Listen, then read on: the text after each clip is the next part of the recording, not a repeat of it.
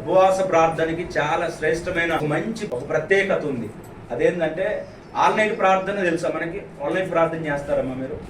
All night prayer, రాత్రి అంతా all night, అంటే ఇప్పుడు చేయరు కానీ ఆల్ నైట్ ప్రార్థనలు ఉంటాయి సంఘాలలో. సంపూర్ణ రాత్రి ప్రార్థన కూడికలను పెడతా ఉంటారు.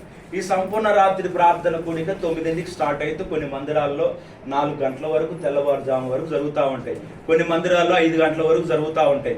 అయితే దేవుని బిడ్డలారా, ఈ 5 గంటల వరకు రాత్రి అంతా మెలుగుగా ఉండి ఎట్లో పాటలు, ప్రార్థన, వాక్యం ఇవన్నీ జరుగుతూ ఉంటాయి.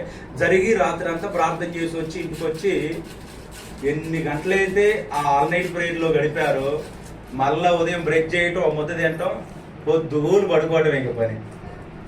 ఇక రెండో పని లేదు ఆ రోజు. ఇంకా ఏం పని చెప్పండి అమ్మా?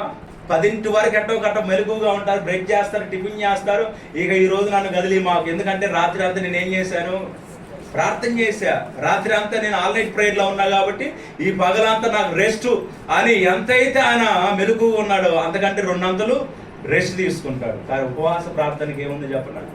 ఒక రోజల్లా నువ్వు ఉపవాసించి ప్రార్థన చేస్తావు కదా, ఒక రోజు మొత్తం నువ్వు ఉపవాసం ఉండి దేవుని పాదాలు పట్టుకుని ఏం తినకుండా ఉంటావు కదా.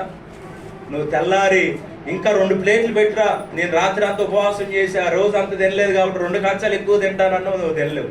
హల్లెలూయా. ఉపవాస ప్రార్థనకి అంత ప్రత్యేకత ఉందండి. ఉపవాస ప్రార్థనలో నేను దినాన ఈ రోజు మనం ఏం తినకుండా ఉన్నాం కదా. చాలా మంది అంటారు కదా, బాగా పని చేసి వచ్చిన వాళ్ళు 1ంటికి సాధారణంగా అన్నం తింటారు. సరే 2ంటికి అన్నం తినే వాళ్ళు ఉంటారు.